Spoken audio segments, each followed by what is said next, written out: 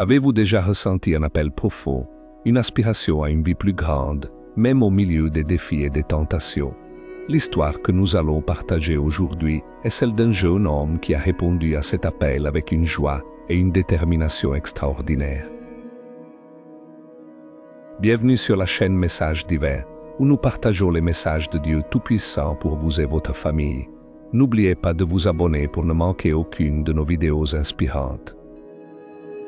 Nous allons découvrir la vie de Sao Rafael Arnaiz Barron, un jeune saint dont le parcours spirituel a été bref mais intense, marqué par la joie, l'art et une profonde dévotion.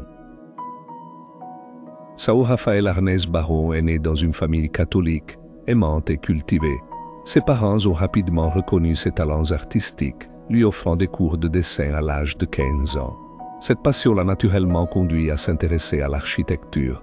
Il était un étudiant brillant, mais son chemin allait prendre une direction inattendue, guidé par une quête spirituelle grandissante. Ses parents lui ont permis de passer du temps avec ses oncles à Avila, des hommes pieux qui allaient devenir ses guides spirituels.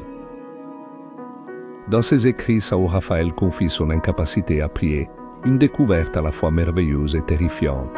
Cette prise de conscience, à l'âge de 19 ans, l'a poussé à envisager la vie monastique chez les trappistes. Cependant, le chemin vers cette vocation ne fut pas immédiat, nécessitant encore 3 années de discernement et de préparation. Il était un jeune homme joyeux et sociable, capable de captiver son entourage. Il avait même du mal à renoncer au tabac lorsqu'il est entré dans l'ordre trappiste, avouant à sa mère sa nostalgie pour ce vice.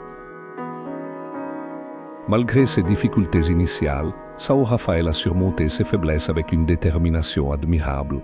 Peu après son entrée au monastère, il a été diagnostiqué avec du diabète, une maladie qui allait marquer le reste de sa vie.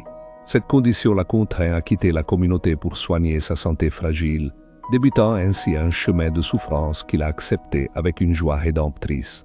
Il est revenu au monastère en 1936, mais en tant qu'oblato, ne pouvant plus prononcer ses vœux religieux. C'est durant cette période qu'il a atteint une maturité spirituelle profonde, exprimant dans ses écrits l'essence de la vie trappiste. Aimer Dieu et se laisser aimer par lui et rien d'autre. Sa vie a été marquée par des allers-retours entre le monastère et le monde extérieur, souvent en raison de sa santé défaillante. En 1937, il a renoncé au confort familial pour retourner au monastère, où il est décédé en 1938, à l'âge de 27 ans. La transformation spirituelle de Sao Rafael, malgré sa courte vie, a été fulgurante. Son jeune âge n'a pas été un obstacle au plan de Dieu. Sa joie et son intégrité ont été le moteur d'une conversion rapide, reflétant un esprit profondément catholique et une présence constante de Dieu. Que son exemple nous inspire à rechercher Dieu avant toute chose. Partagez cette histoire inspirante avec vos proches et laissez un commentaire pour nous dire comment Sao Rafael Arnaiz Barron vous a touché. Merci d'avoir regardé cette vidéo et que Dieu vous bénisse. À bientôt.